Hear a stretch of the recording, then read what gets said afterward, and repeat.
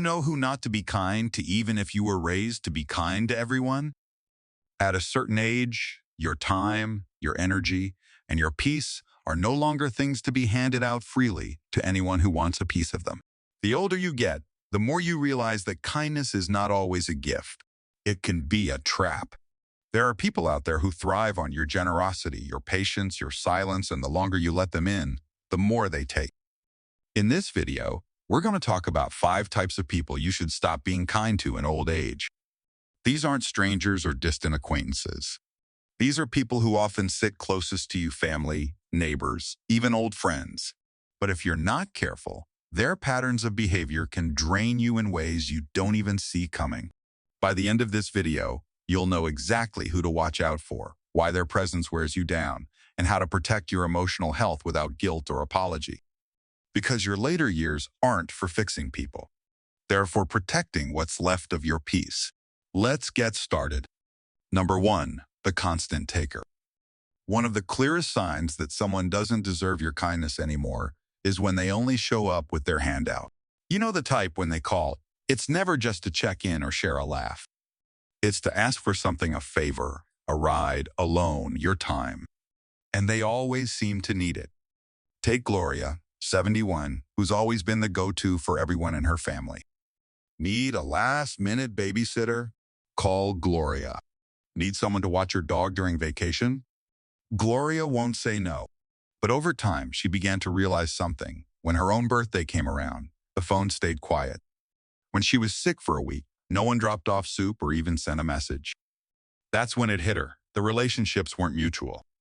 She was the giver, always, and the giving never came back.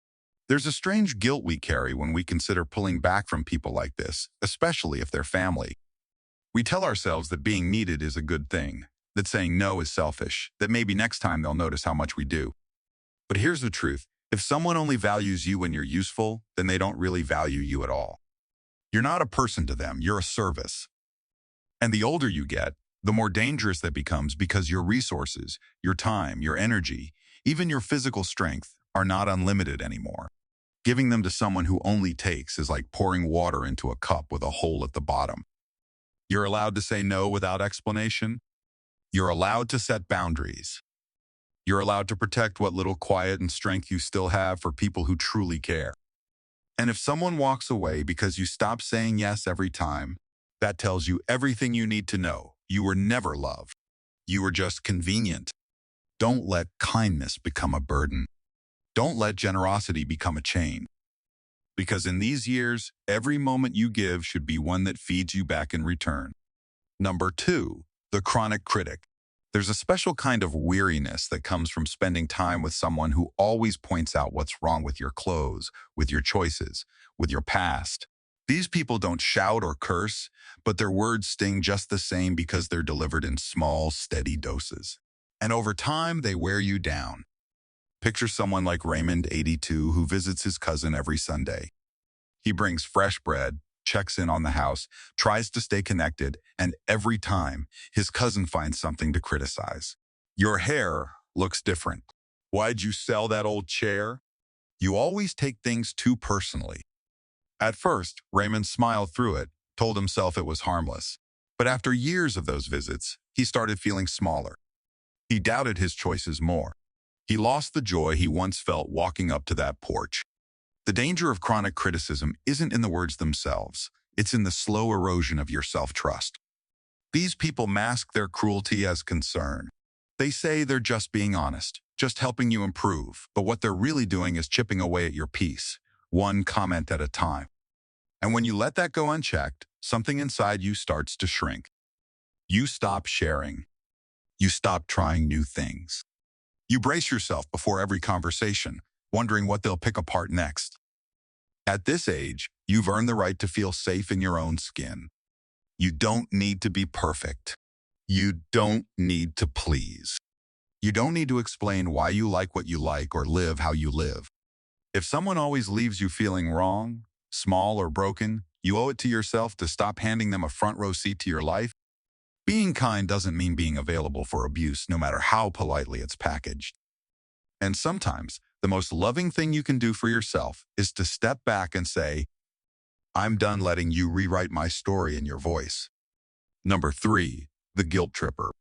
There's a heavy weight that comes from being around someone who knows exactly how to twist every situation to make you feel like the villain. They don't yell. They don't argue. They simply look at you a certain way, drop a few carefully chosen words, and suddenly you're questioning whether you've done enough, whether you're good enough, whether you've failed them somehow. Meet Margaret, 79. She lives alone but stays involved with her extended family.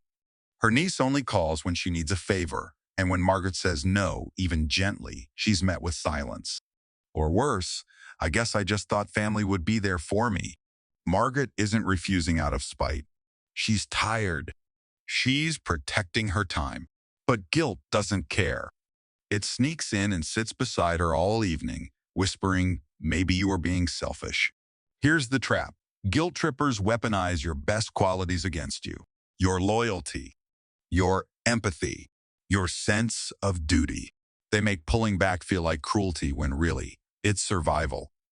Over time, you'll notice the pattern. You over-apologize. You over-explain. You give more than you're comfortable with just to avoid their icy silence after you set a boundary. Let's be clear, you don't owe anyone your peace. You don't have to justify every no. You're not a caretaker for someone else's emotional wounds just because you're older. Your heart isn't a doormat, and guilt should never be the price of saying what you need.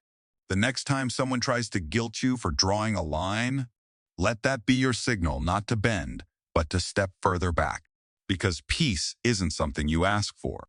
It's something you protect. Number 4, the secret competitor. Not every enemy shows their face. Some wear a smile, offer kind words, and even pretend to cheer you on while quietly competing with you.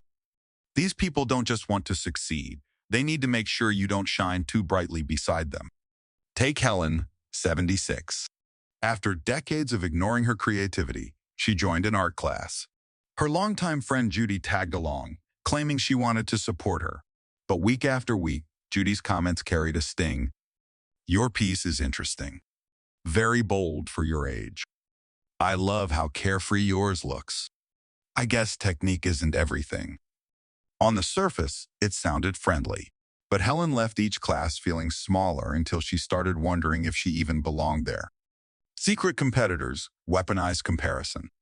They always have a better story, a bigger achievement, a backhanded compliment. You're so brave to wear that at your age. And slowly you learn to dim your light so theirs seems brighter. Hide your wins to avoid their subtle put-downs. Question whether you're really good enough. Here's the truth at this age. You've outgrown rivalry. You've survived too much, lost too much, and built too much to waste energy on games. If someone can't clap when you win or only claps louder when they've outdone you, step back. You deserve friends who feel like a warm fire, not a cold scoreboard.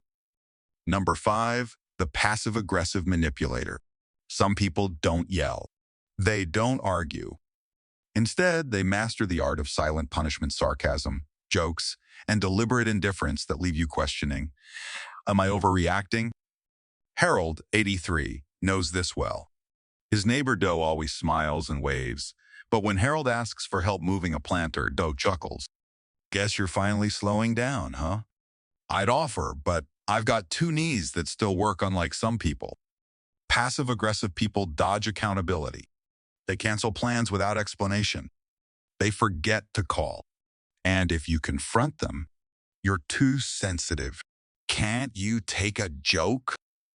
Over time, you'll notice you walk on eggshells trying not to set them off. You silence your own needs to keep the illusion of peace. You feel exhausted after every interaction but can't pinpoint why. At this stage, peace isn't a luxury, it's a requirement. Anyone who disrupts it with mind games doesn't deserve a front row seat to your life. A smile without sincerity is just a mask. And you've lived too long to accept counterfeit kindness. Final thoughts. Your peace is non-negotiable. Look around. Are any of these 5 people sitting too close to your life? The constant taker who only sees your worth when you're useful. The chronic critic who erodes your confidence drip by drip. The guilt tripper who turns your kindness into a leash. The secret competitor who can't stand your joy, the passive-aggressive manipulator who leaves you emotionally bruised. Your later years aren't for enduring toxicity, they're for savoring freedom. You don't have to fix these people. You don't have to teach them how to treat you. You just have to choose yourself unapologetically. Because every moment you waste on those who drain you is a moment stolen from those who deserve you. If this resonated, comment the number of the most relatable toxic type below. Share this with someone who needs to hear it. Subscribe for more hard truths about living well at any age. Your peace is precious. Guard it like the treasure it is.